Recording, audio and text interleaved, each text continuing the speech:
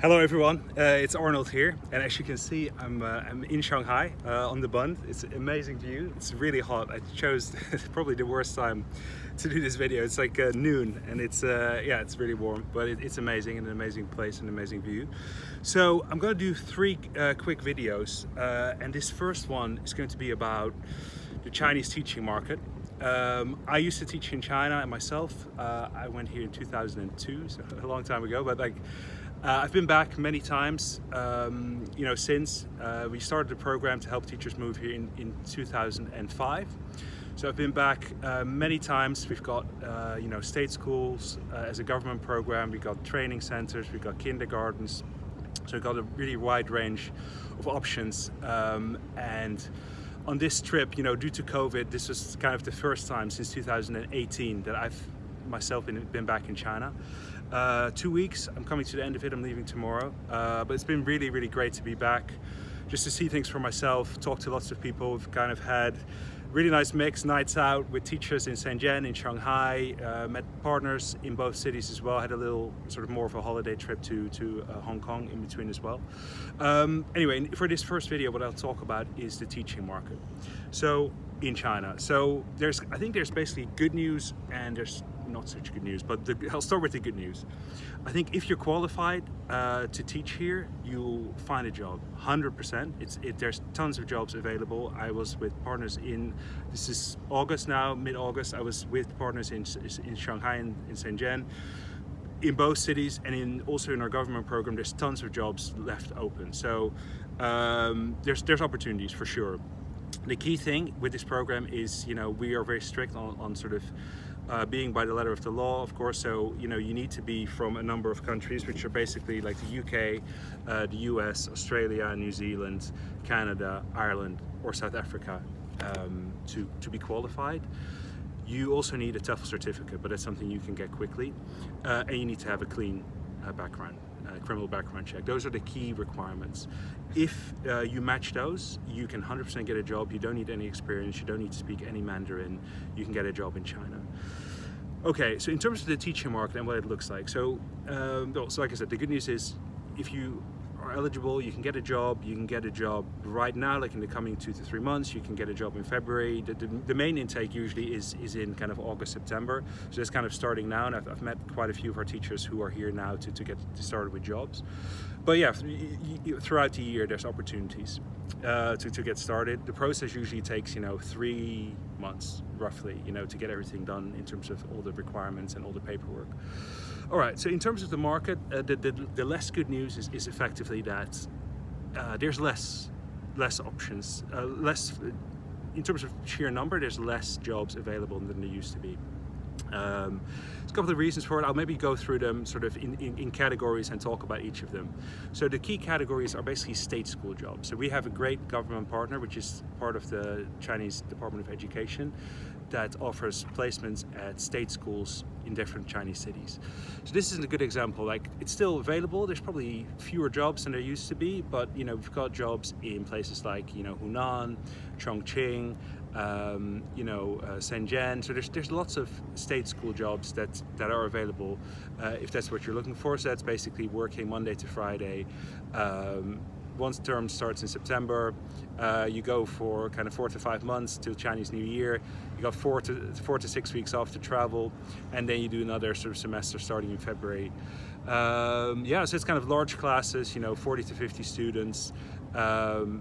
And yeah, basically teaching oral English in a kind of fun way, in a relatively free way. You don't have too much of a curriculum. You set it. As long as it's fun and engaging, it works. So yeah, those jobs are available this year because our government partnership, we're starting back up. There's still opportunities. Like, if you see this video in August and you think like, this sounds great to me, I want to do it, there's still jobs that are available, and some schools that are open to people arriving in, say, October or even November for this academic year. So that's one category. But I think budgets have been cut by some schools. So in terms of the numbers, like, we used to have, a list of maybe 100 openings, and now we've probably got a list of, 40. So that's kind of where it's a little bit less than before, but still plenty available. Another option, and this is where I met quite a few teachers on this trip, they're going to private kindergartens. So that's kind of the equivalent of a private school that's in the UK. Obviously, people paying to go there, choosing affirmatively to get like bilingual education. This is concentrated in the bigger cities. So that's kind of part of why I went to those places, Shanghai and Shenzhen. In both places, there's big demand for this kind of work and these kind of teachers.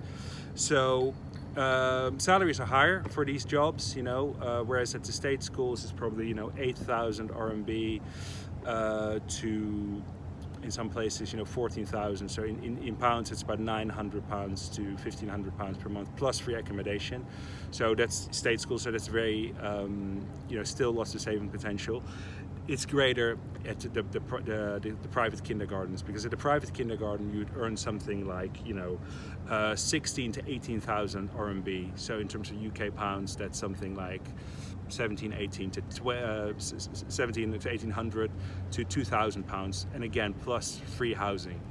I've been in those two cities now, Shanghai and Shenzhen. I'd say especially in Shenzhen, like that really represents a very good salary and a lot of savings potential. And in Shanghai as well, just a little bit less savings potential.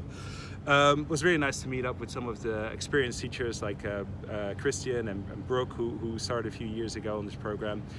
They gave me a great suggestion, because like in the private kindergarten, you work very intimately with the same teaching assistant and the same sort of, it's not teaching assistant, actually that's the wrong way of putting it. You work as a team of 3 people that are responsible for different facets of the teaching.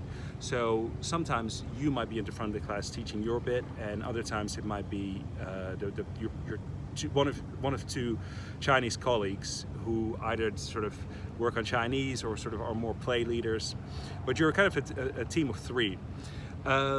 Unfortunate fact, like the unfair fact of this is that as a foreign teacher in China, as much as you're working as a team, you probably earn substantially more than those people working alongside you.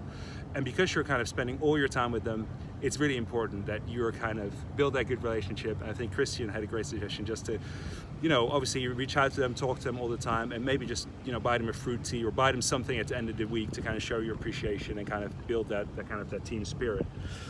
So that's private kindergartens. And then the final one is private training centers. And I think this is an area where there's been some pressure, there's been changes, government changes in China. So there's fewer and fewer of these private training centers. The background there is basically that the Chinese government feels that the prevalence and the number of private classes there are and that people take are a factor in people having less children. And that's why they kind of don't want too many of them. And yeah, that's led to fewer vacancies in the private training center area, but we still have some. So in the private training center, you're more of an after-school teacher, so the kids go to their regular school and you work with them sort of Wednesday, Thursday, Friday evening, and on the Saturday and the Sunday. So you have a bit of a different schedule. You tend to work in a team of quite a lot of foreign teachers, because that's kind of the core business of these schools. I worked at one of those myself when I was in China, and I think it's really fun in that, like, you have a ready-made group of friends, and the students who go to these kind of places, they're usually really motivated because they've chosen kind of to be there. So yeah, that's kind of a quick roundup of the 3 categories that we offer and what's available. I would say, in China there's salaries that you start on in year 1, let's say. They're comfortable, you have savings potential. We're always looking for better opportunities, and I'm going to follow up on some leads that I generated during this trip to see what we can do to help everyone maximize their salary on our program.